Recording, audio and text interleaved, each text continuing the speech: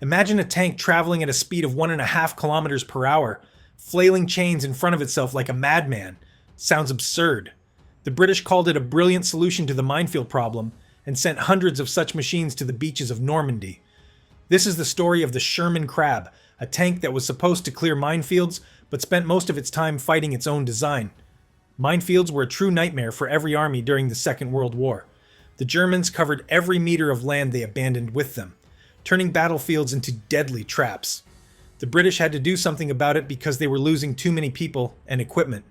The problem was simple: how to cross a minefield without casualties. The answer turned out to be much more complicated and absurd than anyone could have predicted. First attempts to solve the problem appeared already during the campaign in North Africa, during the Battle of El Alamein. British engineers came up with an idea that seemed logical. If we cannot safely cross a minefield, maybe we will just blow up all the mines in front of us. Thus was born the idea of the flail tank, a machine that was supposed to strike the ground with chains and detonate mines before the tank itself drove over them. The first version of such a vehicle was the Scorpion, built on the basis of the Matilda tank.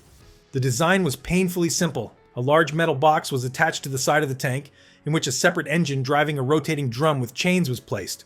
Sounds nice. However, there was one small problem. Someone had to sit in that box together with the running engine while the tank drove through the minefield. Can you imagine that conversation during recruitment? We need a volunteer who will sit in a metal can next to a roaring engine while mines explode underneath. Few volunteers stepped forward, which should surprise no one. Subsequent versions were not much better. Attempts were made to mount similar systems on Valentine tanks, and experiments were conducted with different variants of the Scorpion.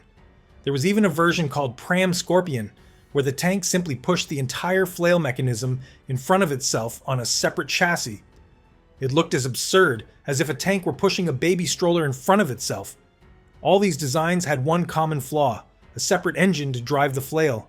This meant extra weight, extra fuel, extra parts to repair, and of course, that unfortunate soul who had to watch over it all in the middle of explosions. Engineers knew they had to come up with something better. The problem did not lie in the idea of the flail itself. That was entirely sensible. The problem lay in the execution, which resembled a circus more than serious military equipment. They needed something simpler, more reliable, and above all, something that would not require volunteers ready to sit in a metal can in the middle of a minefield. The solution came from a man who at first glance had nothing to do with tanks. Rackham was an armored officer from the First World War, but after the war, he took up designing buses for the AEC company in London. When the Second World War broke out, his experience with mechanics and engines proved invaluable. Rackham came up with an idea that seemed simple. Why mount an additional engine when the tank already has one? It is enough to simply use the power of the main engine to drive the flail. Genius in its simplicity, right? The British decided to use the Sherman tank as the base for the new design. Specifically, they chose the version M4A4, which in British service carried the designation Sherman 5.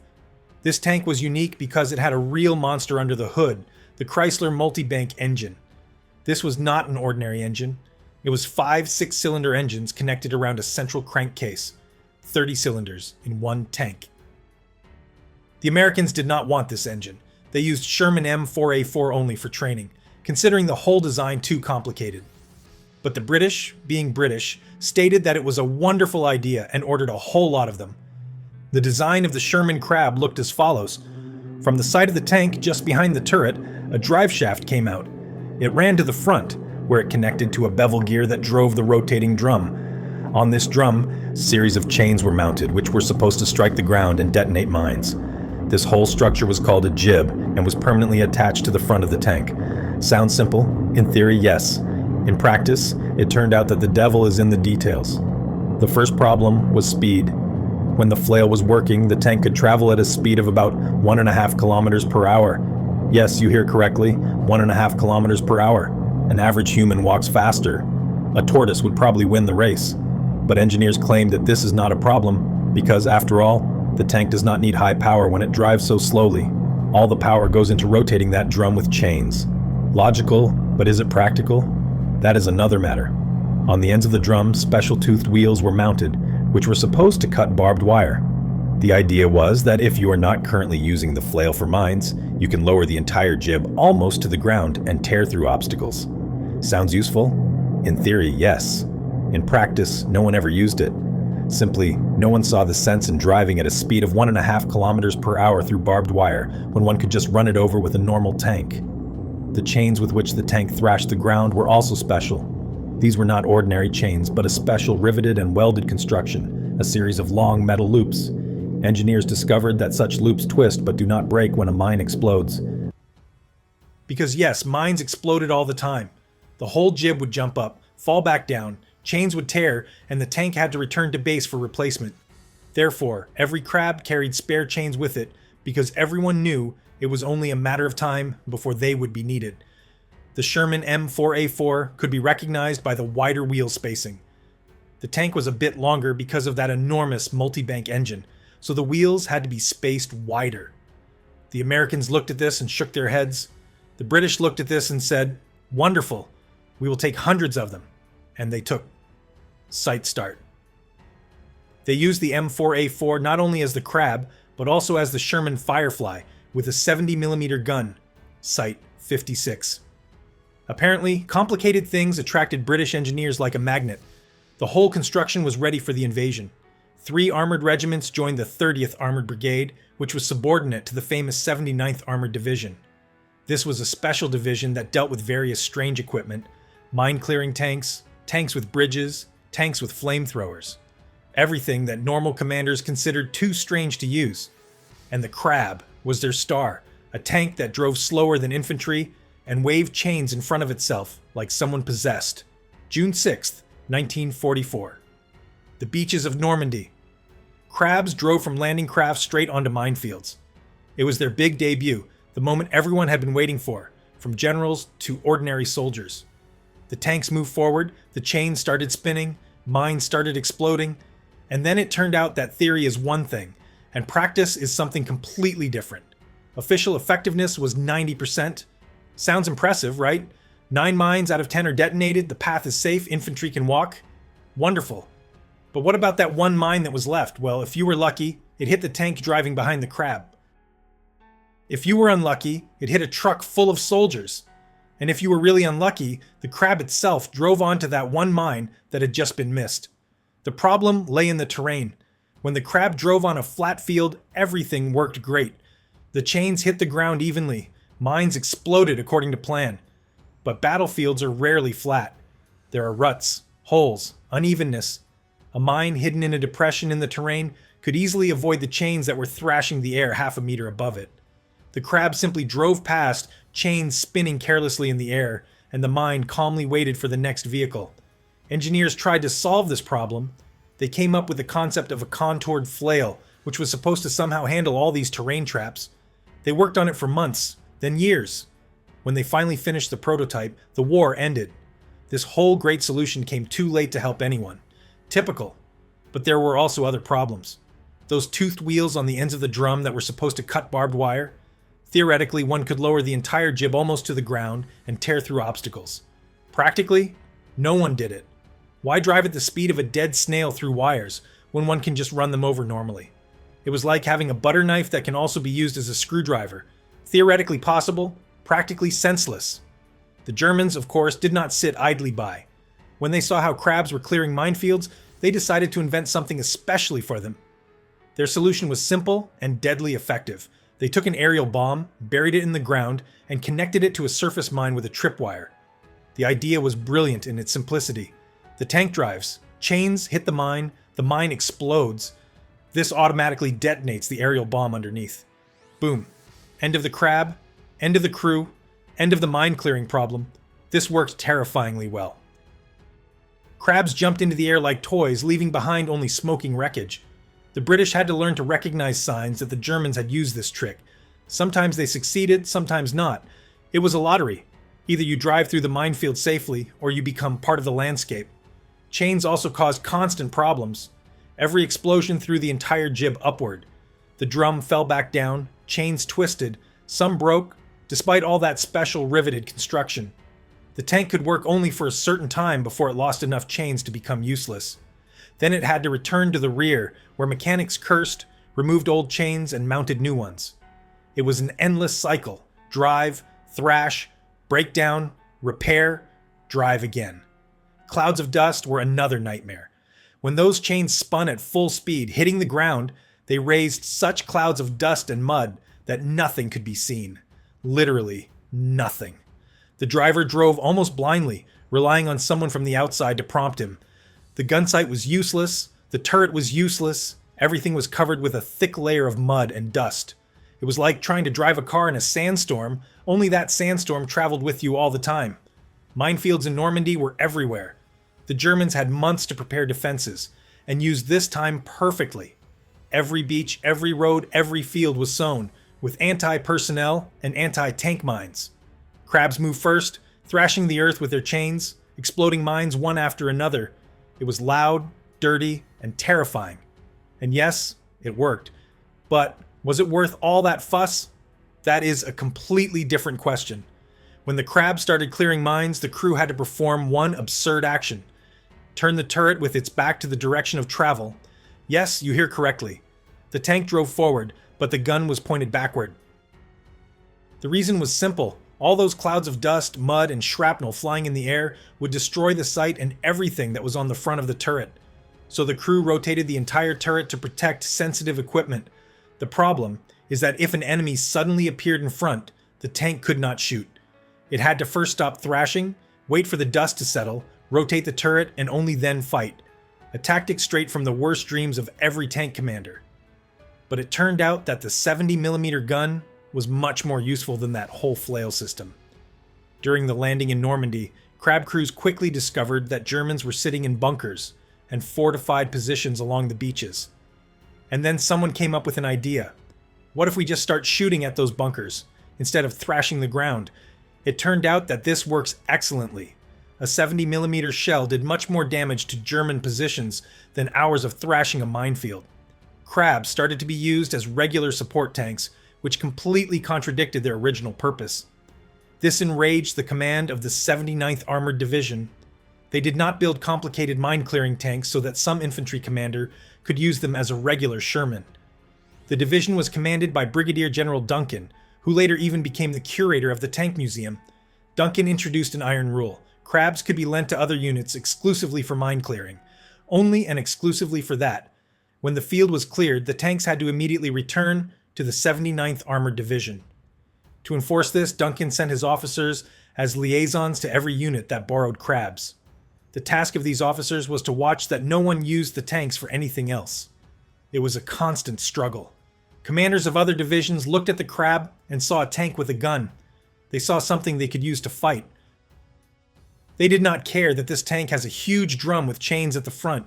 They needed extra fire support, and here they had a tank with a crew. An ideal solution. Liaison officers had to literally stand over commanders of other units and admonish them like children. No, you cannot use the Crab to shell that village. No, you cannot take it on patrol. No, you cannot keep it longer just because it is useful to you. When they finished clearing mines, they returned to us. Period. It was a frustrating job because everyone knew that theoretically, the Crab could fight like a normal Sherman. But regulations were regulations. The Americans borrowed Crabs from the British a few times. They looked at these tanks with a mixture of fascination and disbelief. Thrashing the ground with chains seemed too complicated to them, too unreliable, too absurd. But they admitted that sometimes it worked. They used them for a short time, then returned them with relief. They preferred their methods, engineers with mine detectors, sappers with bayonets, sometimes simply a tank that drove first and counted on luck. It was simpler than maintaining those British monsters. The Crab theoretically could clean every type of mine, from small anti-personnel mines to large anti-tank mines. In practice, it was roulette. Sometimes the chains hit a mine perfectly and detonated it. Sometimes the mine was set at an angle and the chain only moved it. Sometimes the chains simply flew past. The Germans very quickly learned how to set mines so that Crabs would have as many problems as possible. They buried them deeper, set them at strange angles, mixed different types in one field. Every minefield was a different challenge. Mechanics hated Crabs. After every action, the tank arrived covered in mud from top to bottom, with half the chains in shreds, sometimes with a damaged jib, always with something broken. The drive shaft bent, the bevel gear clogged, drum bearings burned out. It was an endless maintenance nightmare. A regular Sherman already required a lot of attention, but the Crab was 10 times worse. Every hour of work meant 3 hours of repairs. The 30th Armored Brigade had 3 full regiments of crabs. Those were hundreds of tanks, hundreds of crews, thousands of chains to replace. Logistics was a nightmare. Spare parts, spare chains, spare gears, everything had to be brought from England across the English Channel. Command promised that crabs would change the way of waging war. In reality, they changed mainly the size of warehouses with spare parts. When the war was approaching the end, engineers were still working on improving the concept of the flail tank. Do you remember that problem with terrain unevenness? Those mines hidden in depressions that the crabs simply skipped? Someone finally decided to fix it. They invented the so-called contoured flail, a system that was supposed to somehow deal with uneven terrain. The project was ambitious, complicated, and promising. Engineers worked on it month after month. They tested different configurations, different ways of mounting the jib, different methods of controlling the depth of chain impact.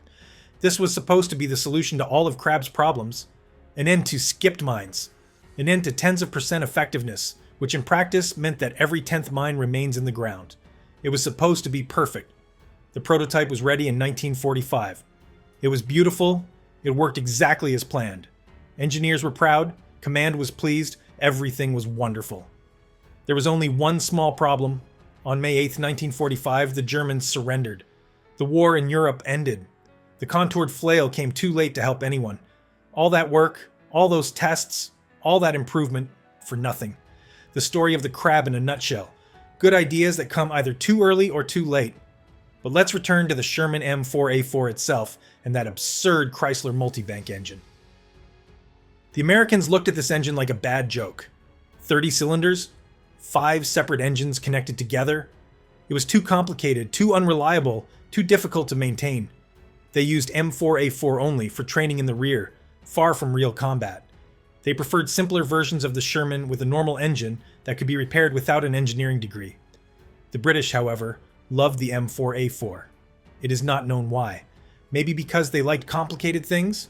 Maybe because someone in command had a strange sense of humor? Or maybe simply because they received a lot of them and had to do something with them. Either way, they took hundreds of these tanks and turned them not only into crabs, but also into Sherman Firefly, the version with the powerful 70mm gun. The Firefly was really effective. The crab? Well, it was at least interesting. One could recognize the M4A4 by the wider wheel spacing. That long engine meant a longer hull, so wheels had to be spaced wider. An experienced tanker could recognize the M4A4 from afar just by the silhouette. It was like an identification stamp. If you saw a Sherman with widely spaced wheels, you knew it was a British vehicle with that crazy 30-cylinder engine. The 79th Armored Division was home to all the strange tanks that the British invented during the war.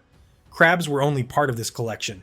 There were also tanks with bridges, tanks with flamethrowers, tanks for pushing obstacles. Command called it specialized armored equipment. Ordinary soldiers called it a circus on tracks. But one must admit that sometimes this circus worked. After the war, crabs quickly disappeared from the front line. No one needed tanks that drove at a speed of 1.5 kilometers per hour and thrashed the ground with chains. Minefields, of course, had to be cleared. Europe was sown with them. But for that, sappers, mine detectors, and simple human sacrifice were used.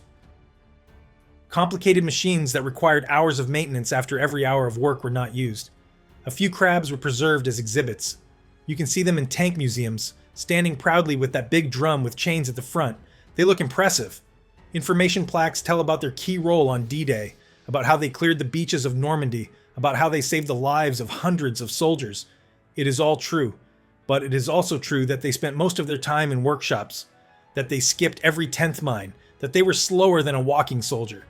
Sherman Crab was an idea that sounded great on paper. Use the power of the tank's main engine to drive the flail, drive through the minefield, detonate mines, open the way for the rest of the army. Simple, elegant, effective. In practice, we got a tank that drove slower than a snail, destroyed its own chains every hour, required constant maintenance, and skipped enough mines for it to be still dangerous. But you know what? It worked. Maybe not perfectly, maybe not as engineers promised, maybe not as generals dreamed, but on the beaches of Normandy, when one had to somehow cross those cursed minefields, the Crab did its job. Not elegantly, not quickly, not without problems, but it did. And maybe that is why it deserves its place in history, not as a great achievement of engineering, but as a testimony that sometimes the best solution is simply something that somehow works, even if it looks absurd. If you like this story about one of the most absurd tanks of the Second World War, leave a thumbs up. Write in the comment what strange military equipment you would like to hear about next time.